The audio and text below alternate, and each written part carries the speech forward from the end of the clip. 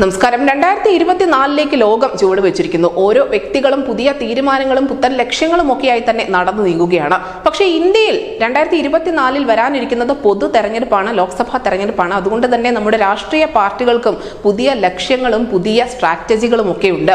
എന്തായിരിക്കാം രാജ്യത്തെ ഏറ്റവും പ്രധാനപ്പെട്ട രണ്ട് രാഷ്ട്രീയ കക്ഷികൾ, അതായത് കോൺഗ്രസും BJP മെനഞ്ഞിരിക്കുന്ന തന്ത്രങ്ങൾ, അവരെങ്ങനെയായിരിക്കും ലോക്സഭാ തെരഞ്ഞെടുപ്പിനെ എതിരിടുക തുടങ്ങിയ കാര്യങ്ങളൊക്കെയാണ് ഇപ്പോൾ ദേശീയ മാധ്യമങ്ങൾ വളരെ പ്രാധാന്യത്തോടുകൂടി റിപ്പോർട്ട് ചെയ്തുകൊണ്ടിരിക്കുന്നത്. നമുക്കറിയാം, രാമക്ഷേത്രവും ഹിന്ദി ഭൂമിയിലെ വിജയവും ഒക്കെ കൈമുതലാക്കിക്കൊണ്ട് ഹാട്രിക് വിജയം നേടിയെടുക്കുക എന്നത് തന്നെയാണ് BJP ലക്ഷ്യമാക്കുന്നത്.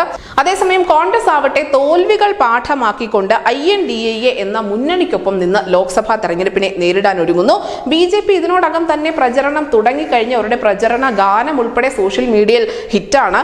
കൃത്യമായ രാഷ്ട്രീയ ലക്ഷ്യത്തോടുകൂടി തന്നെയാണ് ജനുവരി 22-ാം തീയതി അയോധ്യയിൽ രാമക്ഷേത്രത്തിന്റെ പ്രതിഷ്ഠാ ചടങ്ങ് നടക്കുന്നത് പോലും.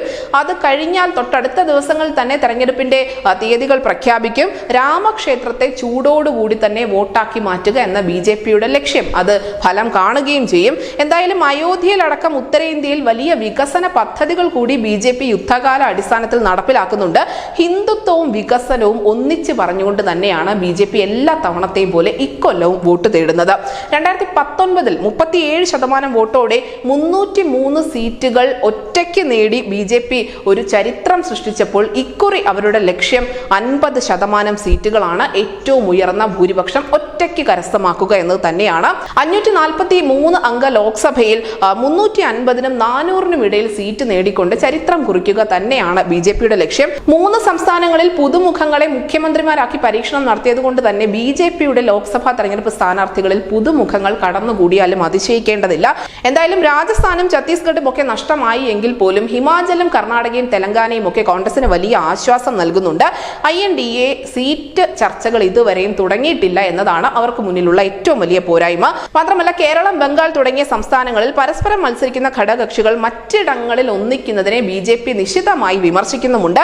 ബംഗാളിൽ തൃണമൂലിനെ പോലെ ശക്തി കേന്ദ്രങ്ങളിൽ ഘടകകക്ഷികൾക്ക് സീറ്റ് വിട്ടുകൊടുക്കാനുള്ള ഒരു വിമുഖത അത് കീറാമുട്ടി തന്നെയാണ്. പ്രധാനമന്ത്രി സ്ഥാനാർത്ഥിയെ പ്രഖ്യാപിക്കാതെ തന്നെയാണ് മത്സരത്തിന് ഇറങ്ങാൻ INDA എന്ന പ്രതിപക്ഷ മുന്നണി തീരുമാനിച്ചിരിക്കുന്നത്. അതേസമയം തന്നെ ഈ INDA മുന്നണിക്കുള്ളിൽ പ്രധാനമന്ത്രി മോഹികൾ ഏറെയുണ്ട് എന്നതും ഒരു കൗതുകം തന്നെയാണ്.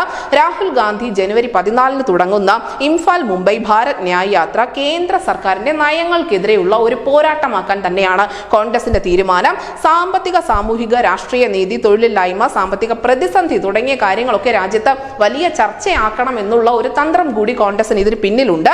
അതേസമയം BJPക്ക് മുന്നിലും വലിയ വെല്ലുവിളികൾ നിലനിൽക്കുന്നുണ്ട് എന്നത് തന്നെയാണ് യാഥാർത്ഥ്യം. കാരണം BJP വിരുദ്ധ വോട്ടുകൾ ഏകീകരിച്ച് INDA എന്ന പ്രതിപക്ഷ സഖ്യത്തിനുള്ളിലേക്ക് പോകാനുള്ള സാധ്യതകൾ ഏറെയാണ്.